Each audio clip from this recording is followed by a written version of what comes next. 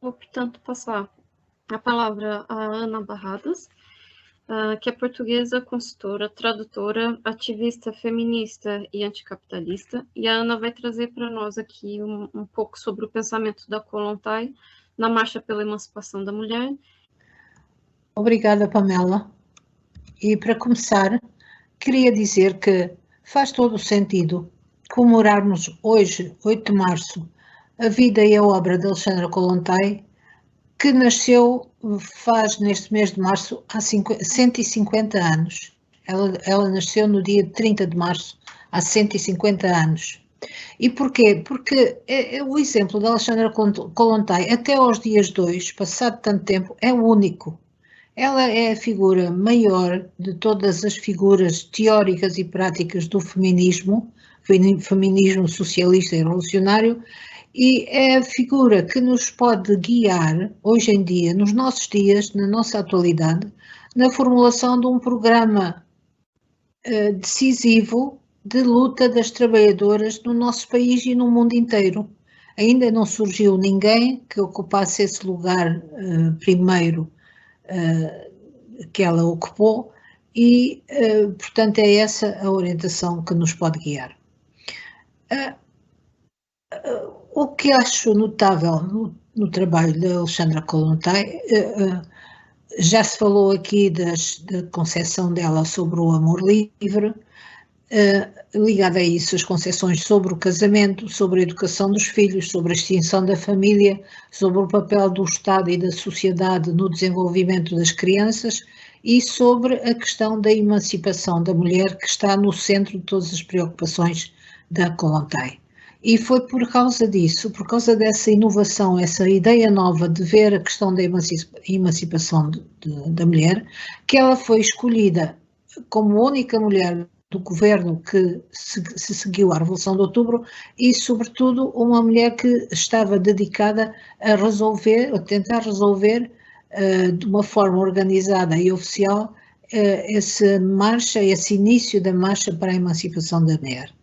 E aquilo que se pode dizer sobre isso é que realmente ela pôs em prática um programa oficial do Estado para facilitar a saída da mulher do lar que a oprimia para o mundo do trabalho, em que ela seria trabalhadora como os outros e remunerada de acordo com o seu trabalho, portanto, membro pleno da sociedade e do trabalho, mas para isso seria necessário tomar medidas prévias que facilitassem essa libertação. A mulher era praticamente a escrava do lar e era preciso que fosse possível socializar todas as tarefas que se executavam pela mão dela nessa casa da família e libertá-la das tarefas que tinham a ver com os cuidados aos outros, o cuidado dos filhos, a começar com o próprio aleitamento, quando o bebê nascia,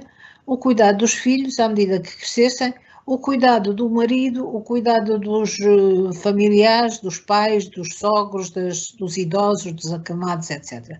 Portanto, essa ideia da socialização total das tarefas domésticas é absolutamente nova naquele tempo, é glosada no Ocidente, ironicamente, como uma loucura dos comunistas, bolchevistas, e ainda hoje, quando esse problema se põe, porque ainda não se fez essa socialização, se deparam, quem procura mudar, depara com imensas, inúmeras dificuldades e obstáculos.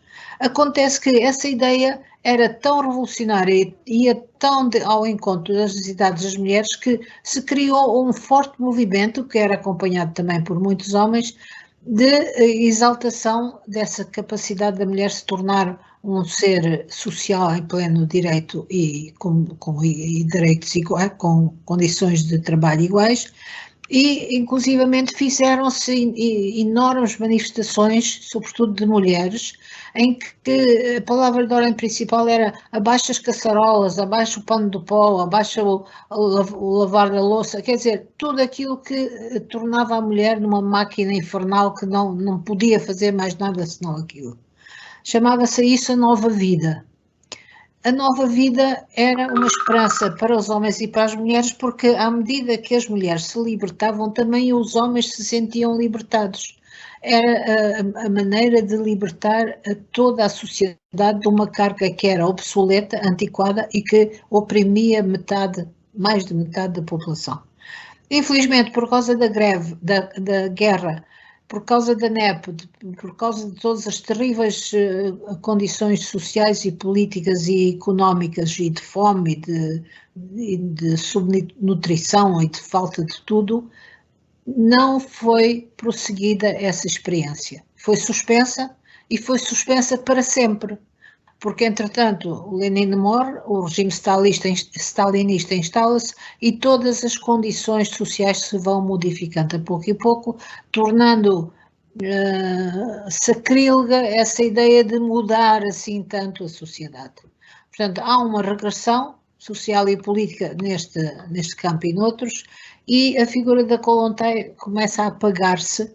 Mas como a Kollontai era uma das principais figuras do partido, muito querida de Lenin, apesar das diferenças que tinham, e muito amada pelo seu trabalho social, ela acaba por, em vez de entrar no terror stalinista que eliminou praticamente todos os fundadores do partido bolchevique, ela acaba por ser remetida para uma posição de diplomata no estrangeiro, permanentemente. Se não era na Suécia, era na Noruega, se não era na Noruega, era em toda a parte ela tinha que estar fora do país.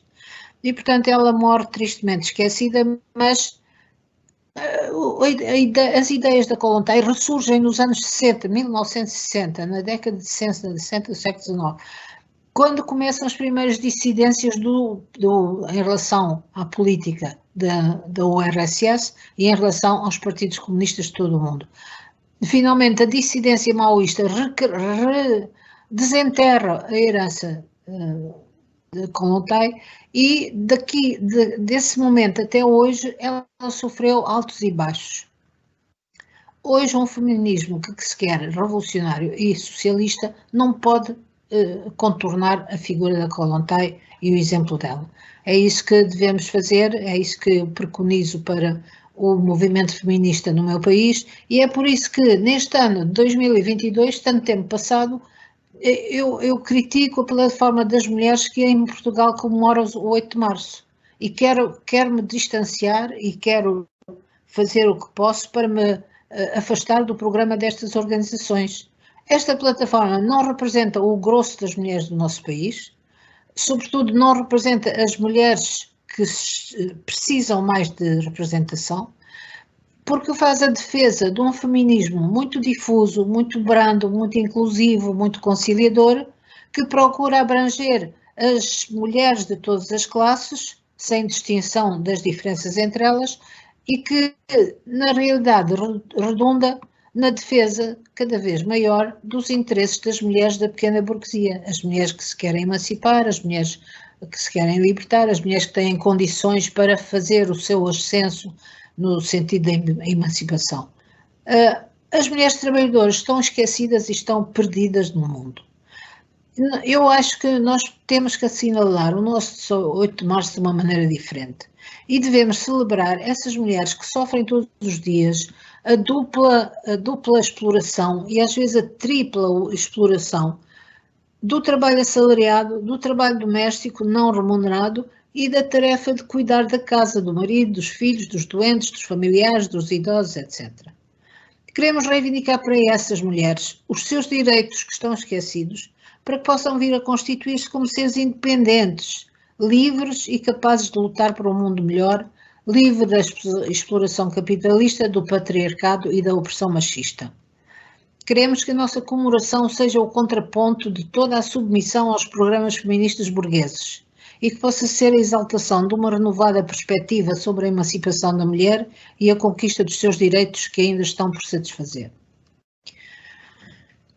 Nesse sentido, eu vou-vos apresentar aqui uma coisa que chamei o caderno reivindicativo, que se vocês quiserem é muito contestável e tem propostas que, aos olhos daquilo que se passa hoje, são utópicas, mas que fazem todo o sentido como um programa de longo prazo, que é este que temos que abordar.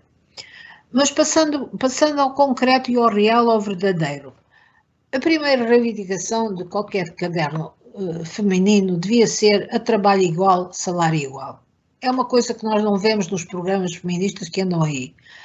Mas é preciso saber, é preciso divulgar os números e a realidade, que é a seguinte: as mulheres ganham menos de 17% que os homens, em média. As mulheres são mais de metade dos trabalhadores com vínculos precários. A precariedade penaliza sobretudo as mulheres. E entre as mulheres, as jovens. Mais de um quarto das trabalhadoras ganha o salário mínimo nacional. O rendimento, apesar de as qualificações académicas das mulheres continuarem a ser cada vez mais elevadas em relação à dos homens. Portanto, as mulheres são mais escolarizadas, mais instruídas e que todos os anos se acentua essa diferença. E, contudo, elas são um quarto daquelas que ganham o salário mínimo nacional. O rendimento mensal líquido dos homens em 2021 foi de... Nós estamos em 2022, pois em 2021 o rendimento mensal líquido dos homens foi de médio, foi de 1.102 euros, enquanto o das mulheres foi de 929 euros. Agora, acontece que para se mudar este estado de coisas não basta reclamar, é preciso que se faça por via sindical, por via de contratação, de negociação com os organismos competentes do Governo e do Estado, se faça ou se lute pela reposição da contratação coletiva, que está suspensa praticamente em todos os setores, e em particular nos setores em que a mão de obra é maioritariamente feminina. Estamos a falar da hotelaria, da restauração. A Emma falou aqui de um caso que tem a sua correspondência em Portugal, das senhoras, das camareiras do hotel, as senhoras da limpeza do hotel, a restauração, o calçado, o têxtil, as confecções, as indústrias alimentares e a indústria corticeira. Todos estes setores estão ao desabrigo, sem contratação, e as mulheres são as mais sacrificadas porque elas são aquelas que recebem salários mais baixos, têm os seus direitos mais cerceados e são mais penalizadas em termos de precariedade e em termos de desemprego, quando é caso disso. Então, é preciso também que se faça uma luta no sentido de estabelecer, e essa luta tem que ser feita pelas mulheres, porque os homens não a fazem, o direito ao tratamento mais favorável em termos de lei. Já aconteceu isso no passado, havia leis que davam um tratamento mais favorável à mulher porque reconheciam a desigualdade de género, para pôr fim à discriminação salarial entre homens e mulheres. É preciso ir buscar outra vez esse direito e lutar para ele ficar consagrado em lei. Por outro lado, é preciso também ter uma perspectiva e uma luta sobre um fenómeno que é próprio das trabalhadoras e das mulheres em geral, e que é diferente dos homens, que é a pobreza ao longo da vida e, sobretudo, na velhice. A maior parte da pobreza recai sobre as crianças, que estão sob a alçada das mulheres pobres, e sobre as mulheres pobres. E, em primeiro lugar, sobre as mulheres pobres mais idosas, depois da reforma, que não podem já recorrer a meios que possam atenuar essa pobreza. Portanto, havia antigamente, há muitos anos, um programa de luta contra a pobreza que é preciso reinstaurar, até porque as condições de vida se vão agravando e com esta coisa da guerra, que tem todo o ar de se transformar numa guerra prolongada e dura, esta questão da pobreza das mulheres e das crianças vai acentuar-se com certeza. Depois, nos programas das feministas burguesas, aparece sempre como primeiro ponto luta contra a violência conjugal, ou doméstica, violência doméstica. Eu acho muito bem que se lute contra a violência doméstica, mas acho que, antes disso, é preciso lutar contra a violência e o assédio nos locais de trabalho, na sociedade em geral, e a violência sexual, que não é só ao nível doméstico. A camarada dos Correios de Madrid expôs isso claramente, quer dizer, toda a mulher que trabalhe em certos setores sabe à partida e experimenta ao longo da vida todas estas formas de violência e nada disto é nunca abordado nem pela sociedade, nem pelo patronato, nem pelos sindicatos, nem por coisa nenhuma e às vezes até nem pelas próprias mulheres que se calam e que se sujeitam e não dizem nada. Isto precisava de uma revolução cultural qualquer, mas para já era um programa feminista decente que devia pôr isto como uma questão essencial. E do ponto de vista do assédio e da violência laboral, é preciso dizer, é preciso denunciar as empresas que despedem a trabalhadora quando ela fica grávida. Isto é um facto real que também ninguém denuncia. Assim como denunciar as empresas que exigem certificados mensais às trabalhadoras de que não estão grávidas. Estas são menos, mas existem empresas que fazem isto.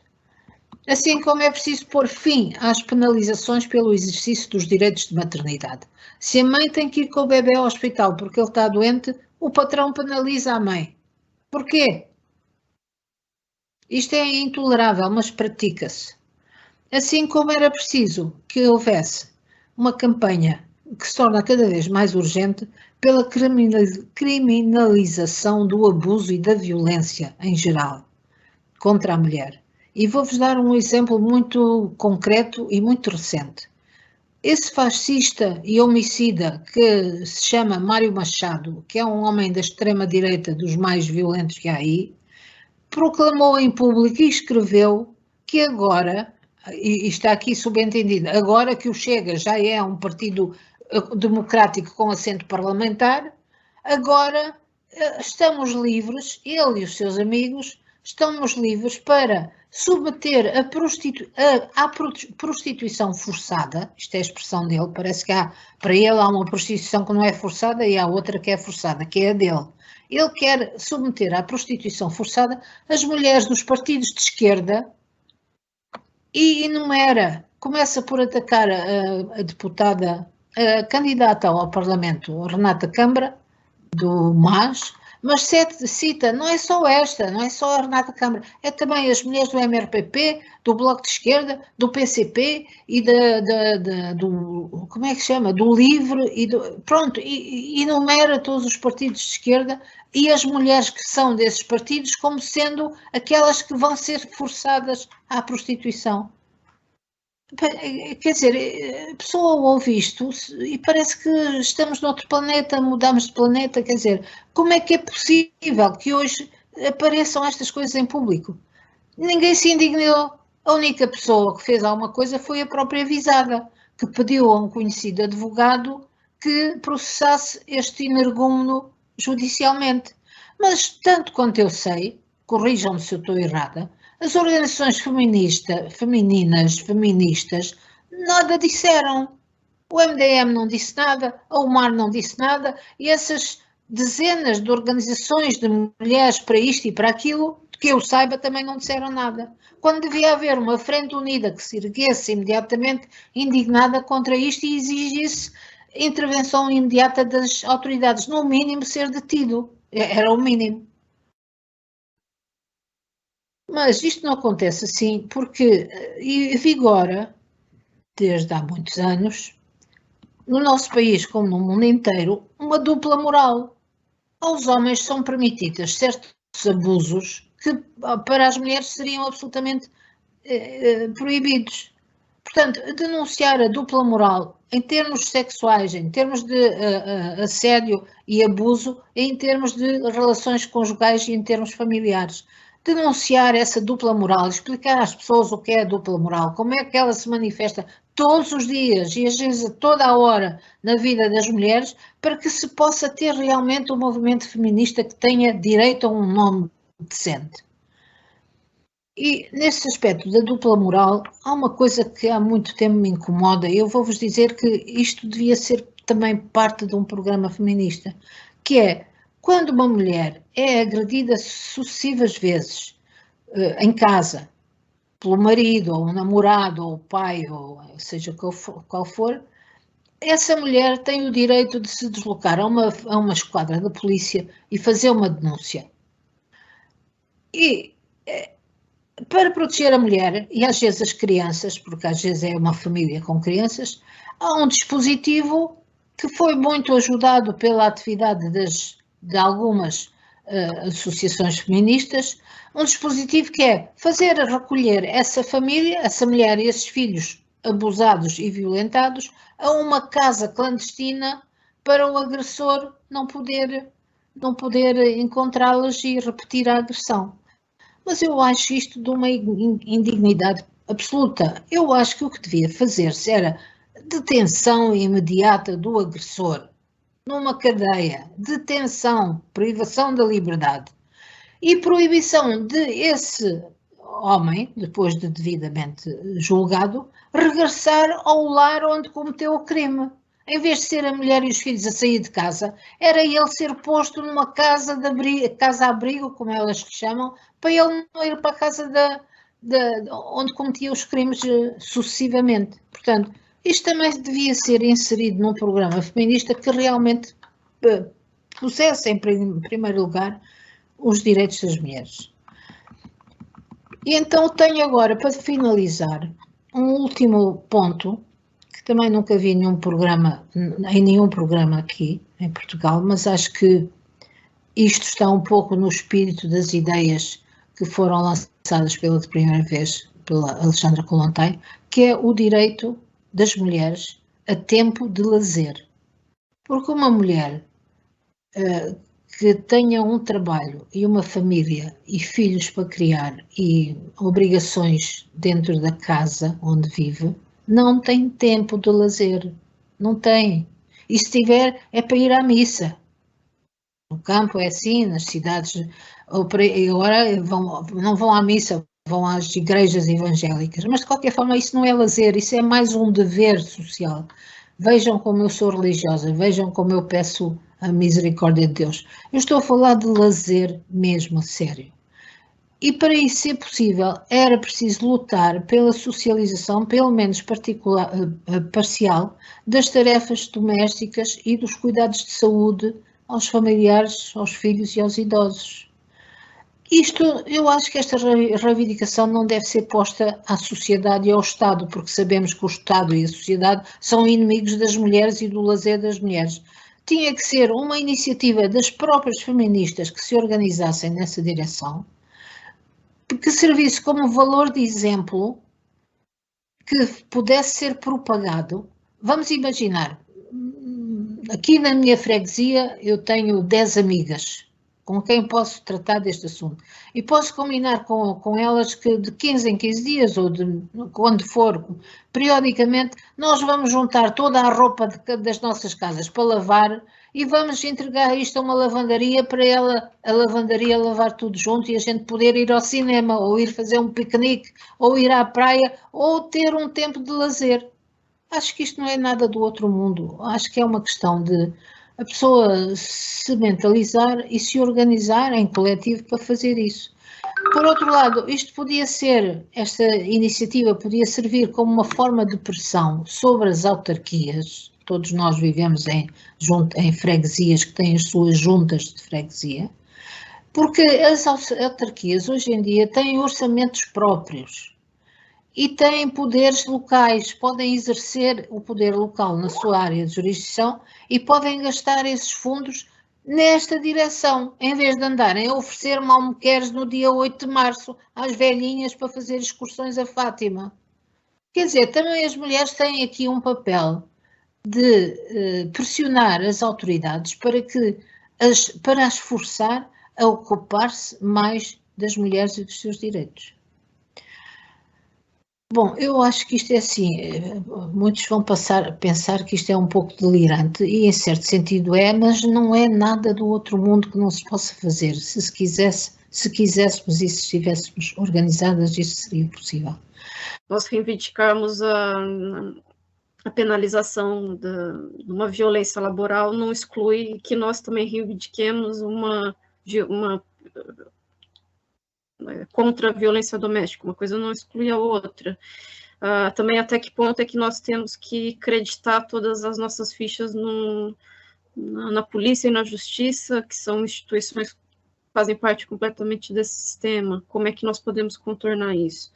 Mas a Ana sabe que eu, em geral, estou de acordo, são questões que geralmente não são abordadas, ou são algumas em algum lado e depois outras no outro, e raramente nós temos assim as reivindicações ditas como devem ser dentro de uma esquerda que de fato luta por essas questões de classe, né? O feminismo de classe, eu acho que é aqui que a gente tem que pensar. Portanto, eu disse desde o início que a violência doméstica é muito importante ser denunciada e combatida, não tenho dúvida nenhuma sobre isso. Mas a questão não é essa, a questão é que os movimentos das mulheres, e isso é interiorizado pelas próprias mulheres, consideram que a violência doméstica é a primeira coisa, o primeiro mal a combater. E o meu ponto é este, não está em primeiro lugar, está em lugar ao mesmo tempo que os outros e deve ser posto na mesma hierarquia. A violência social, a violência laboral e a violência doméstica são tudo três faces da mesma coisa. A violência doméstica começou a tornar-se crime, porque antes não era crime. Quando foi o 25 de Abril, havia muitas mulheres, se calhar a maioria das mulheres, apanhava dos maridos e achava que isso era normal, fazia parte do casamento e das relações homem-mulher. E depois, quando se dá esse surto revolucionário extraordinário que não estava previsto em nenhum manual, elas começaram a chegar aos maridos também, a fazer-lhe frente e a exigir direitos. E isso passou depois para a lei e pelos partidos e para as campanhas eleitorais, e hoje até parece mal algum político, por mais direitista que seja, não vir em favor contra a violência doméstica. Mas nenhum político vem falar da violência laboral, que é o sítio onde as mulheres passam a maior parte do seu tempo, acordada. As mulheres passam entre 8 e 10 e 11 e 12 horas no local de trabalho e a violência existe lá desde que se entra até que se sai. E, portanto, eu quero só repor a coisa no seu lugar, quero inverter a prioridade. E a prova de que eu atribuo muita importância à violência doméstica é que eu acho que a maneira como os tribunais e as polícias a tratam é errada, continua a ser patriarcal, continua a não defender os direitos das mulheres, porque fazem recair sobre as mulheres o ónus do agressor. O marido bate na mulher e a mulher, coitada, fica-se em casa e vai com os filhos para uma casa-abrigo secreta e clandestina. Não pode ir trabalhar, não pode fazer uma vida normal, está sequestrada. Isto é uma abominação, porque devia ser ao contrário. Ele devia ser, como agressor, devia ser imediatamente detido e devia ser posto numa casa-abrigo com tratamento psiquiátrico até se tornar uma pessoa normal. E ela devia continuar na casa onde vive com os seus filhos, livre do abuso dele.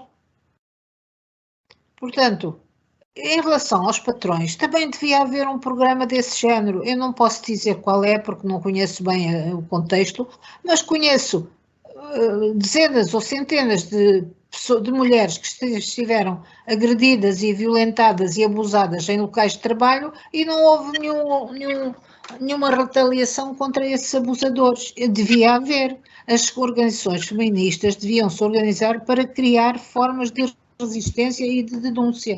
Eu não vejo nenhuma a fazer isso, é esse o ponto da minha crítica. E já agora, até me apetece falar de um exemplo que eu acho que é mesmo exemplar, da operária Cristina. Eu estou sempre a falar da operária Cristina porque para mim hoje em dia é uma espécie de símbolo feminista que ninguém reconhece, mas que é verdadeiramente um símbolo. Essa mulher, sozinha, sem apoio de ninguém, é uma mulher solteira, de meia idade, 40 e tal anos, com um filho a seu cargo exclusivo, que é autista, tem 16 anos, é autista e não pode trabalhar. Essa mulher fez sozinha frente ao patrão, pequeno patrão, numa pequena fábrica de 50 operários, e meteu o homem em tribunal e ganhou a causa. Ele foi obrigado a reintegrar, ele tinha despedido e ela reivindicou o despedimento sem justa causa. Ele foi obrigado a reintegrá-la e pô-la a fazer um trabalho de Sísifo, quer dizer, pegar nestas paletes para pôr ali no canto da sala e quando estiverem todas ali daquele lado, pegar nas paletes para pôr outra vez no sítio de onde vieram. Era este o trabalho dele. Abuso e violência laboral. A mulher voltou a pôr o homem em tribunal.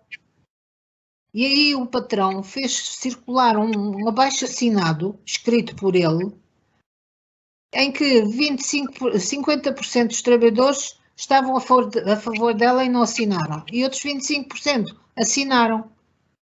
Ela voltou a pôr o homem em tribunal e voltou a ser reintegrada, com uma indenização de não sei quantos mil euros. A história não acaba aqui, porque o homem recorreu, agora aquilo vai para o Supremo, se calhar ela, não sei se vai perder, não sei. Mas é só para dizer que, às vezes, um exemplo destes, se fosse pegado por um movimento feminista, podia perfeitamente ser erigido em procedimento a seguir dentro desse programa de resistência à violência e ao abuso laboral. Não sei se me fiz entender, mas é para dizer que há violência e violência. Não são todas iguais. E umas são mais importantes que outras. Mas todas devem ser tratadas como violência em vários vertentes que afetam a vida da mulher de diversas maneiras.